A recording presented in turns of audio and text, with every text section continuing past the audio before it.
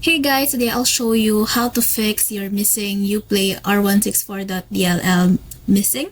So first, just go ahead and go to your Google search engine and type UPlay underscore r164.dll and then click on this result. And then what you need to do is to download this latest version of the file.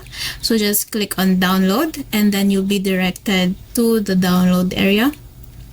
And then it will download, and then go to your downloads and then extract this folder.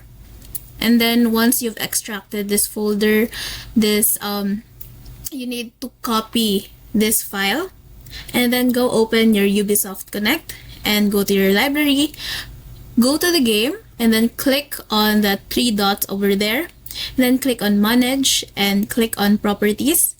And then go to your installation and then click on the folder file location of the game and then paste your file in there. Then once you're done, just close that and then relaunch your game. And that's it guys. Hope this helps.